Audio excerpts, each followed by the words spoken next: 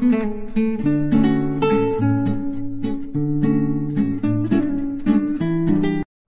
వినోద్ ఇంటర్మీడియట్లో కూడా శ్రద్ధగా చదువుకొని మంచి మార్కులు తెచ్చుకునేవారు. అలా శ్రద్ధతో ఇంటర్మీడియట్ పూర్తి చేశారు. ఎంసెట్ రాయడానికి సిద్ధమయ్యారు. ఇద్దరు ప్రేమికులు కలవాలనుకుంటే వారు ఎలాగైనా కలుస్తారు. వారికి విధి కూడా హెల్ప్ చేస్తుంది. ఎంసెట్ రాయడానికి ఎగ్జామ్ సెంటర్లోకి బయలుదేరారు. ఎగ్జామ్ సెంటర్లోకి ఎంటర్ అయ్యే క్షణాన వినోద్ యొక్క హార్ట్ ఫాస్ట్గా కొట్టుకుంది. ఏదో తెలియని అలజడి, ముఖంపై చిరునవ్వు. అలా ముందుకు వెళ్ళాడు. అలా సీత కూడా సేమ్ ఎగ్జామ్ సెంటర్కే వచ్చింది.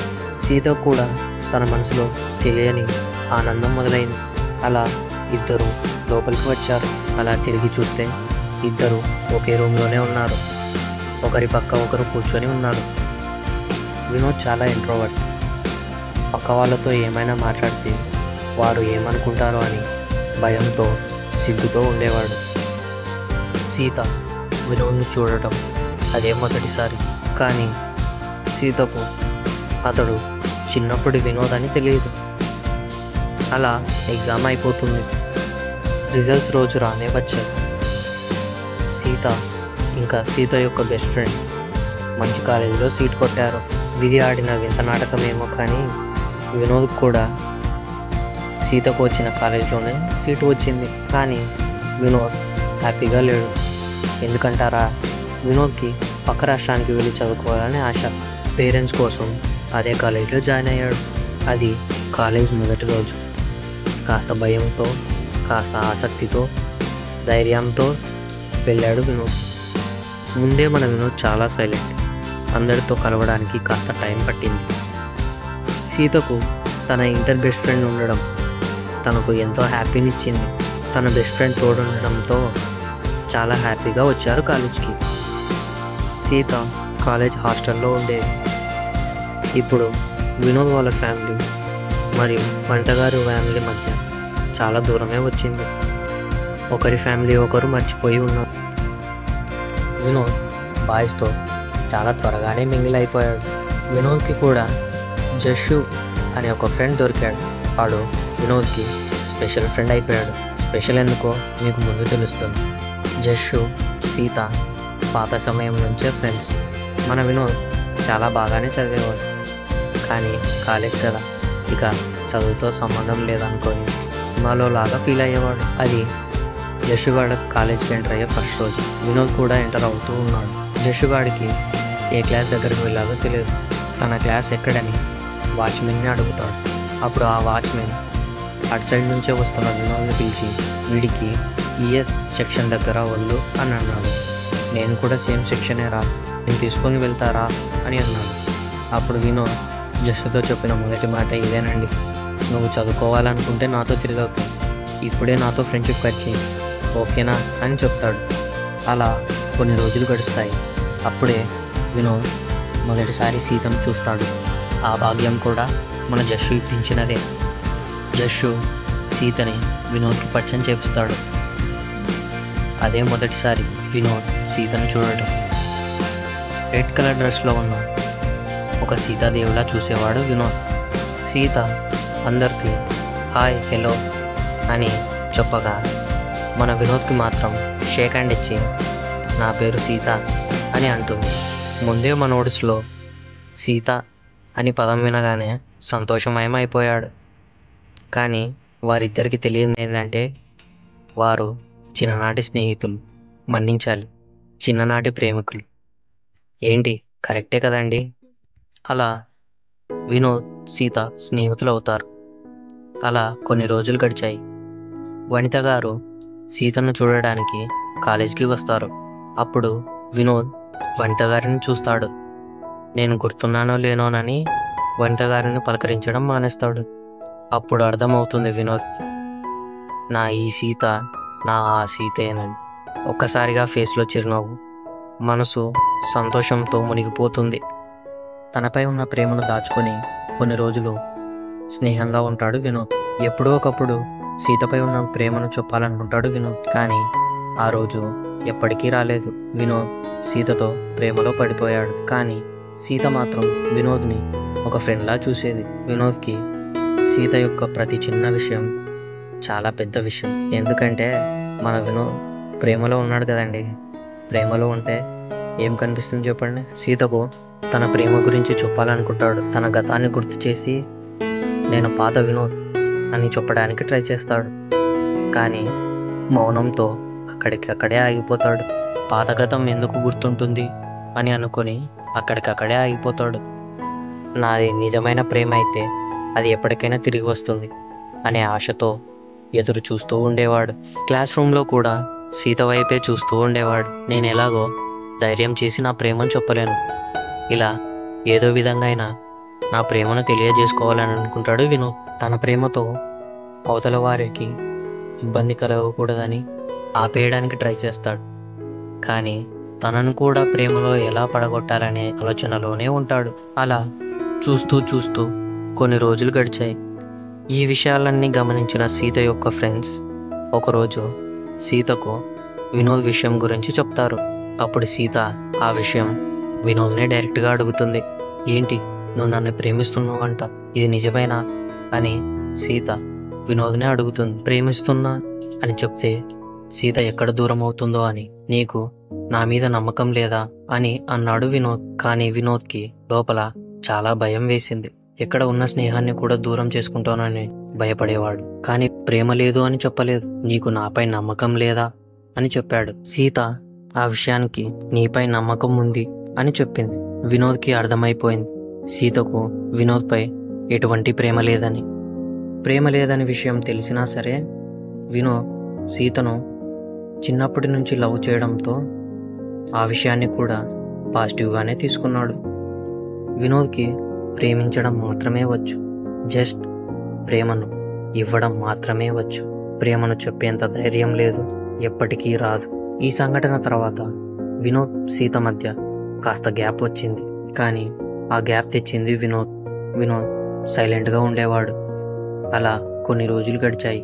వినోద్కి ఇంకా సీత ప్రేమపై ఆశలు చావలేదు. సీత ఎవరో తెలుసు. ఇప్పుడు వినోద్ యొక్క కవితలు ఆకాశాన్ని మించి వెళ్ళిపోయాయి. వినోద్ సీత మళ్ళీ నార్మల్ అయిపోతారు, మళ్ళీ ఫ్రెండ్స్ లాగానే ఉంటారు. వినోద్కి స్టోరీస్ రాయడం ఒక హాబీ. పైగా నిద్రించి ఉన్న కవిని రాత్రి నిద్రలేపి కవితలు రాసేవాడు. వినోద్తో సీత ఎప్పుడూ హ్యాపీగానే ఉండేది. సీతకు బాధ ఉన్నా సరే వినోద్ మాట్లాడినప్పుడు సంతోషంతోనే మాట్లాడేది. ఆ క్షణం అర్థమైంది, సీత ప్రేమ దక్కాలంటే నిజమైన రాముడు వచ్చినా సరితూగలేడని. అయినా సరే వినోద్ మనసులో సీతకు ఒక ప్రత్యేక స్థానం నిలిచిపోయి ఉంది. సీత హాలిడేస్కు తన ఊరికి వెళ్ళిపోతుంది. వినోద్ కూడా సీతకు తెలియకుండా తన బస్ను ఫాలో చేస్తూ వెళ్ళాడు. సీత తన ఊరికి సురక్షితంగా వెళ్ళేంత వరకు తన వెంట వెళ్ళేవాడు. వినోద్ బస్సు వెనకాల వస్తున్న విషయాన్ని విండోలో నుంచి సీత గమనించింది.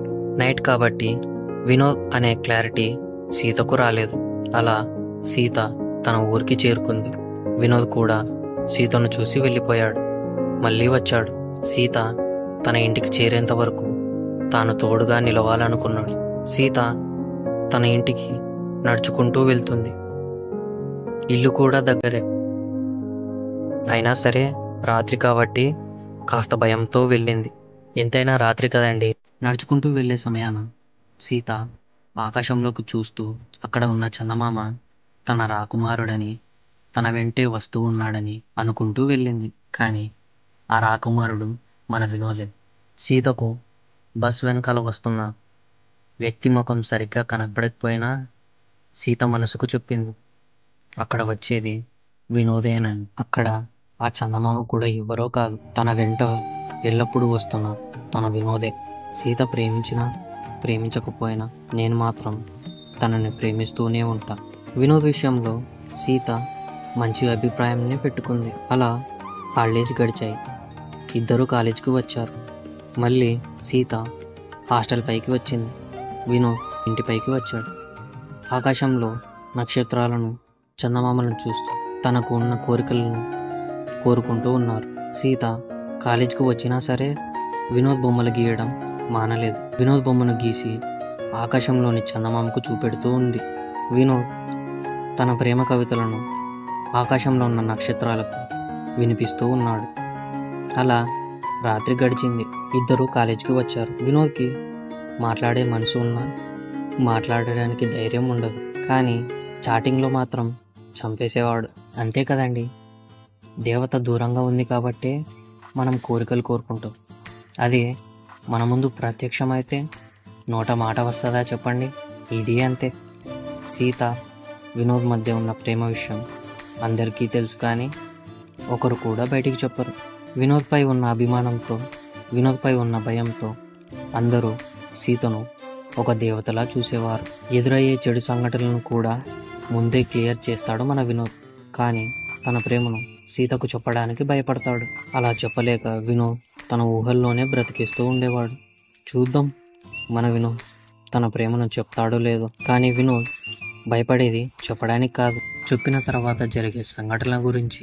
నో చెప్తే ఎక్కడ ఉన్న ఫ్రెండ్షిప్ కూడా పోతుందేమో అని భయంతో ఉండేవాడు. కానీ వినోద్ ఆ ధైర్యం చేసేశాడు. సీతను ఒక విషయం చెప్పాలి నీకు అని పిలిచాడు. సీతపై తనకున్న ప్రేమనంతా చెప్పేశాడు మన వినోద్. కానీ సీత, నేను నిన్ను ఎప్పుడూ ఆ రకంగా చూడలేదు. ఒక మంచి సన్నిహితుడిలా, ఒక ప్రాణ స్నేహితుడిలా చూశాను. నాకు ఎటువంటి ప్రేమ లేదని చెప్తుంది. అది విన్న వినోద్ చాలా బాధపడతాడు. వీళ్ళు మాట్లాడుకుంటున్న విషయం కాలేజ్ మేనేజ్మెంట్కు తెలుస్తుంది. ఈ విషయం సీత పేరెంట్స్ దాకా పోతుంది. సీత చదువు మాన్పించేయాలనుకుంటారు సీత వాళ్ళ పేరెంట్స్. సీతను తీసుకొని రైల్వే స్టేషన్కు పోతారు. తన ఊరికి తనను తీసుకువెళ్ళడానికి రైల్వే స్టేషన్కి పోతారు. వినోద్ కూడా వినోద్ వల్లనే ఈ ప్రాబ్లం అయిందని రైల్వే స్టేషన్ దగ్గరకు వెళ్తాడు. కానీ అప్పటికే సీత వాళ్ళ ఫ్యామిలీతో వెళ్ళిపోయి ఉంటుంది. ఇక్కడే రైల్వే స్టేషన్లో బెంచ్లో కూర్చొని ఏడుస్తూ ఉంటాడు. కానీ సీత వాళ్ళు ఇంకా పోయి ఉండరు. వారు వెళ్ళే ట్రైన్ని మిస్ అవుతారు. ఎక్కడ సీత వాళ్ళ ఫ్యామిలీ వినోద్ని చూస్తే ఇంకా కోప్పడతారేమోనని వినోద్ సైడ్కు వెళ్ళిపోతాడు. సీత వాళ్ళ ఫ్యామిలీ ఇంకో ట్రైన్ ఎక్కి తమ ఊరికి వెళ్ళిపోతారు. ఆ వెళ్ళిపోయే సమయాన సీత వినోద్ని చూస్తుంది. చాలా బాధతో వినోద్ వైపు చూస్తూ ఉంటుంది. అది చూసిన వినోద్ చాలా బాధపడతాడు. చెప్పకుండా ఉన్నా బాగుండేదేమోనని బాధపడుతూ ఉండేవాడు. అక్కడే ఏడుస్తూ ఉండిపోయాడు. వినోద్ సీత కన్నీళ్ళు ఎప్పటికీ చూడకూడదనుకున్నాడు. కానీ ఆ కన్నీళ్ళు వినోద్ వల్లనే రావడంతో చాలా బాధతో ఉండిపోయాడు. ఫోన్ రింగ్ అయ్యే శబ్దం వచ్చింది. ఫోన్ రింగ్ అవ్వడం విని వినోద్ లేచేశాడు. ఏంటి ఇదంతా కలనా? వామ్మో, చెప్పకపోవడమే మంచిది అని అనుకుంటాడు వినోద్. సీత ప్రేమ దక్కకపోయినా పర్వాలేదు, సీత కన్నీళ్లు చూసే రోజు రాకూడదని, తన ప్రేమను ఎప్పటికీ చెప్పకూడదు అనుకుంటాడు వినోద్. ముఖ్యమైన రోజు రానే వచ్చింది. ఆ రోజు రాత్రి వినోద్ తాను రాసిన ప్రేమ కవితలనన్నీ తీసుకొని మేడపైకి వెళ్తాడు. సీత కూడా తాను గీసిన వినోద్ యొక్క బొమ్మలను పేపర్లో తీసుకొని హాస్టల్ పైకి వెళ్తుంది. వినోద్ ఆకాశంలోకి చూస్తూ అలా కవితల్ని అన్నీ చదువుతూ ఉంటాడు. హఠాత్తుగా వెంటనే విపరీతమైన గాలి వీస్తుంది. ఆ గాలికి వినోద్ దగ్గర ఉన్న కవితలు గాలికి ఎగిరి సీత ఉండే చోటుకు వెళ్తుంది. అదే సమయంలో సీత ఆకాశంలో చందమామను చూస్తూ తాను గీసిన వినోద్ బొమ్మను చూస్తూ లేదు. వెంటనే ఇక్కడ కూడా హఠాత్తుగా గాలి వీచింది. విపరీతమైన గాలితో ఆ పేపర్లు ఎగురుకుంటూ వినోద్ ఉండే చోటుకు వెళ్ళింది. వినోద్ యొక్క కవితలు సీతను చేరాయి. సీత యొక్క చిత్రపటాలు వినోద్ దగ్గరికి చేరాయి. బిలీవ్ ఇన్ డెస్టినీ అంటారుగా, ఆ రాముడి కవితలు సీతను చేరి సీతాదేవి గీసిన రాముడి బొమ్మలు రాముడి దగ్గరికి చేరాయి. వారికి వారిపై ఉన్న ప్రేమను ఆ కవితల రూపంలో, ఆ చిత్రపటాల రూపంలో తెలుస్తుంది. వినోద్ పేరెంట్స్ అండ్ వనిత గారి ఫ్యామిలీ కలుస్తారు. గడిచిన కాలాన్ని గుర్తు చేసుకుంటూ ఉంటారు. అప్పుడు వినోద్ సీత కూడా పలకరించుకుంటారు. ఆ సంఘటనలను చూసిన వినోద్ సీత షాక్లో ఉంటారు. వినోద్కి సీత ఎవరో ముందే తెలుసు. ఆ మరుసటి రోజు కాలేజ్కు వస్తారు. అప్పుడు వినోద్, నువ్వు నా సీతవేనని నాకెప్పుడో తెలుసు సీత అని అంటాడు. రాత్రి తన దగ్గరకు చేరిన ఆ బొమ్మలు గీసిన పేపర్లను సీతకు చూపిస్తాడు. ఇవి నీదే కదా, నాకు తెలుసు, నీ మనసు నాదేనని నాకు తెలుసు అని అంటూ ఆ చిత్రాలను చూపిస్తాడు వినోద్. అవును, ఇవి నావే, నేను నిన్ను ఇంకా మర్చిపోలేదు అని అంటుంది. సీతకు రాత్రి తన దగ్గరకు చేరిన ఆ కవితలను వినోద్కి ఇస్తుంది. ఇవి నీవే కదా వినోద్ అని అంటుంది సీత. అవును, నీపై ఉన్న ప్రేమను ఈ కవితల రూపంలో చూపిస్తూ రోజులు గడిపాను అని అంటాడు వినోద్. ఇకనైనా వినోద్కి సీతపై ఉన్న ప్రేమను చెప్పాలనుకుంటాడు వినోద్. కానీ వారిద్దరికీ తెలియంది ఏమంటే, వారు చిన్నప్పుడే కాదు ఇప్పటికీ ప్రేమలోనే జీవిస్తూ ఉన్నారు. అప్పుడు వినోద్, నీ ప్రేమను దక్కించుకోవడానికి జీవించి ఉన్నానని అంటాడు. సీత కూడా వినోద్పై ప్రేమ కలుగుతుంది. అప్పుడు సీత ఓ కవిత చెబుతుంది. కళ్ళతో చూస్తే కనిపించే రూపం కాదు నువ్వు, మనసును సంతోషపరిచే మానసిక ధైర్యం నువ్వు అంటూ వినోద్ని హగ్ చేసుకుంటుంది. ఇద్దరు సంతోషంతో ఇక జీవనం సాగిస్తారు. మన ప్రేమకు సాటి లేదని సంతోషంగా ఉంటారు. విధి ఎలాగైనా కలుపుతుంది. విధి గెలిపించిన ప్రేమ కథ ఇది.